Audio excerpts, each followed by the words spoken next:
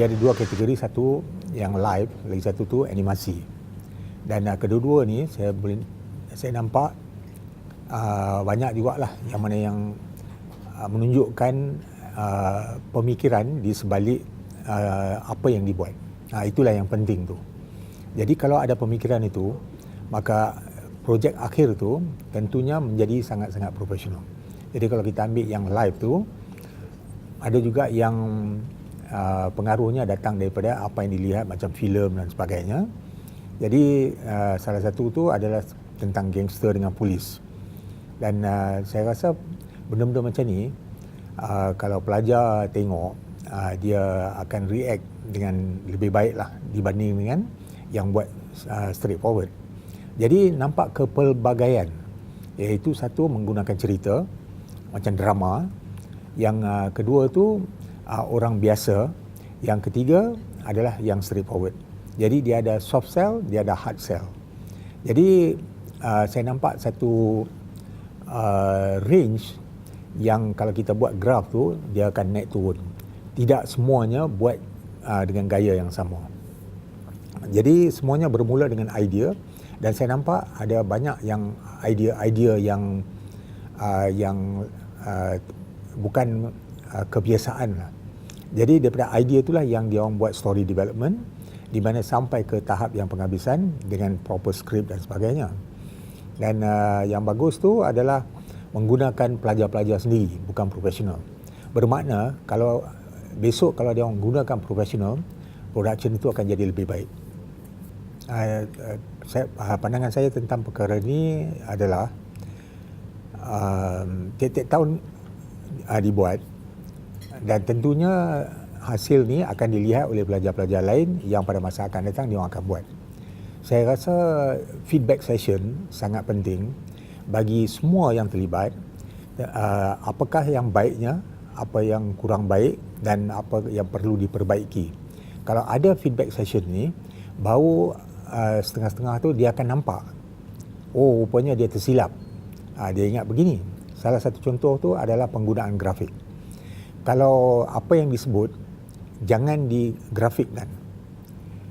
Yang satu lagi, jangan terlalu banyak grafik. Dan kalau ada banyak grafik yang perlu mesti dimasukkan, maka kita akan kurangkan, pergi ke dia punya key point saja. Dan ada kala kita letakkan macam nombor 1, 2, 3, atau kita letak titik supaya fokus orang yang tengok tu tertumpu. Jadi dia tak keliru dengan apa yang ada di belakang. Dan jangan banyak sangat maklumat dalam satu frame. Inilah perkara-perkara kalau kita buat feedback session, dan kalau tak dapat kumpul orang untuk itu, maka kita boleh buat online jugalah. Online kan. Yang satu lagi adalah saya nampak satu perkara yang kira luar biasa jugalah. Selalunya saya kata perwatakan seseorang tu akan ternampak dalam kerja dia. Dan ada satu dua tu yang saya tengok, cara dia berfikir berbeza.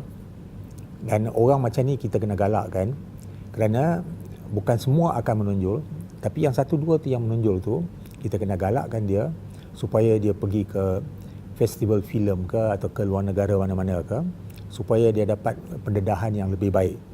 Jadi kalau dia outstanding, maka dia kena berada dalam golongan yang lebih berpengetahuan, lebih kemahiran, maka dia akan meningkat lagi lah. Saya sebenarnya ambivalent tentang perkara ni.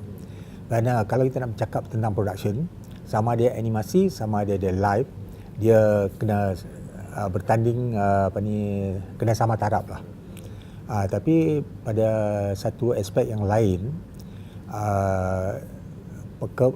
kefahaman tentang animasi ni ada perbezaan sikit lah daripada live kan. Dan dalam animasi ni, kalau kita gunakan animasi, dia mesti break the rule, dia ada elemen fantasy, dia mesti lari daripada kebiasaan. Kalau tidak, apa gunanya gunakan animasi?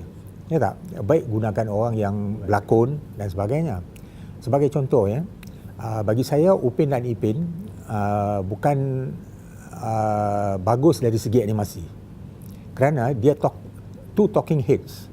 Jadi kalau kita tutup mata, kita dengar dialog, segala-galanya jelas. Jadi kita kena go beyond. Kerana itulah dalam animasi kita gunakan binatang. Binatang bercakap. Yang sebenarnya dia tak boleh bercakap. Ya? Jadi kita kena pandang dari sudut tu. So kalau kita tengok dalam satu tahun, ada elemen fantasy digunakan dalam animasi tu banyak. So kita kena ada kategori lain. Tapi kalau nampak lebih kurang sama dengan live tu, jadi kita gabungkan sekali lah.